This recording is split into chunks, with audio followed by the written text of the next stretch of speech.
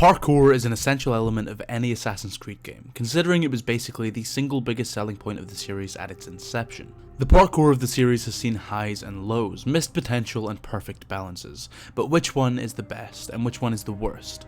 Well, today we're going to finally re-rank the parkour systems of each of the games to see, in the lead up to Mirage, which one the upcoming series revival should try and replicate. Before we get into it, make sure to hit like, and if you're new here, hit subscribe with post notifications turned on. And without further ado, let's rank the Assassin's Creed parkour.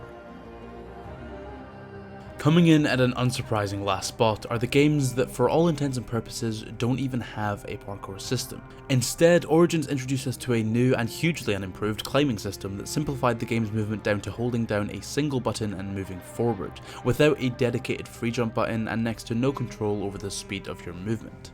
Due to the player automatically running in all circumstances in these games, the weight and momentum of the movement was completely lost, as the protagonist would glide over rooftops and trees more so as if they could disable gravity for a moment, as opposed to their own physical actions actually doing the work. The system felt simultaneously heavy and sluggish, but at the same time weightless, and this was only made worse as all risk-reward factor was eliminated with abilities that reduced fall damage to 0. Risk-reward is an essential part of any good movement system and any good parkour system, especially one that prioritizes speed and efficiency overall. If parkour isn't the most efficient way to get from A to B, then it's not rewarding enough. But if it is, then there has to be some intrinsic risk in taking on that path. But the parkour from these games neither have the risk or the reward, which leaves them solely at the bottom of this list. To this day, I don't understand why Ubisoft would strip away such an intrinsic feature of the series, even if it was for a soft reboot. But what's even more bizarre is that they kept this stripped back system for 3 games. Although Valhalla made more effort than the prior two to craft some interesting level design for the movement system, it was still far too bare bones to be considered an improvement. A lot of people make the mistake of thinking that Assassin's Creed Syndicate was just a copy and paste of Unity without bugs, and that couldn't be further from the truth. Instead, Syndicate stripped back near enough all of the attempted depth that the systems of Unity had, putting the game on training wheels as it took the player's freedom to even free jump. The mechanic became slow and sluggish, as clambering over rooftops became a tedious process that rarely, if ever, flowed seamlessly between animations.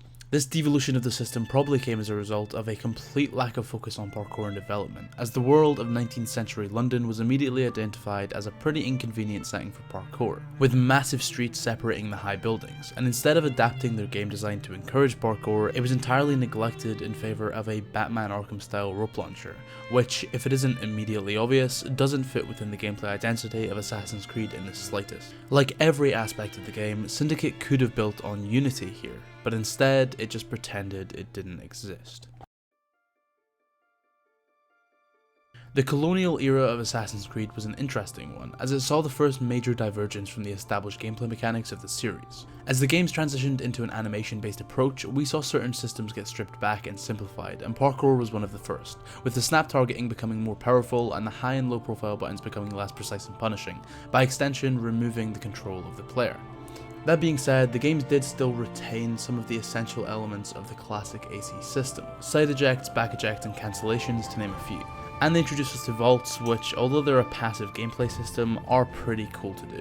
The animation work on Assassin's Creed 3 is some of the best of the 7th generation of consoles, and it carried over to the rest of the games excellently. However, the system was still a big downgrade. On top of the changes to the mechanisms of the system, the changes in location also played a big part in de-incentivizing the player to engage in creative movement, as the tightly packed city streets of Renaissance Italy and Crusade era Jerusalem didn't translate over to the era of Enlightenment in the colonies. Although this issue was, unlike Syndicate, at least attempted to be solved with the inclusion of the frontier and the ability to climb trees in ACIII, that focus was made less important as this trilogy went on, as naval movement really took front and center.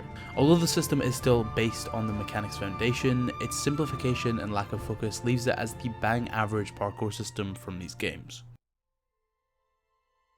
There once was a game called Unity, a pillar of ambition and strength, till it actually released, with glitches bequeathed, and led the Creed to a slow death.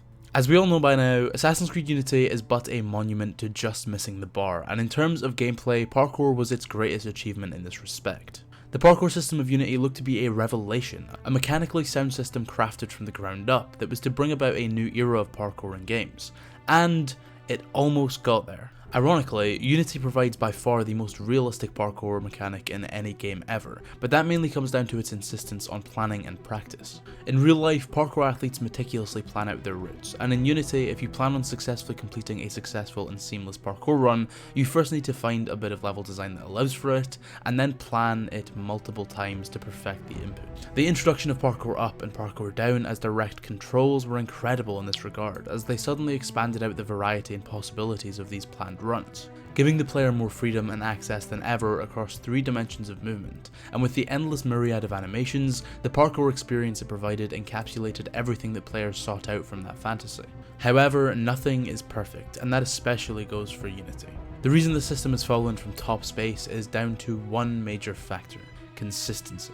Whilst the top spot on this list has button inputs so precise and consistent that you have no doubts of what you're doing, Unity suffers from input lag, inconsistent distances, animation jittering, and at times an unclear set of control mapping that can make the experience in the open world often more frustrating than it's worth. Although this isn't the case in every single scenario as some make it out to be, the game simply doesn't allow for entirely consistent smooth movement across the entire world, which could have easily been fixed in future games had it been worked on and cared for, but we can only dream.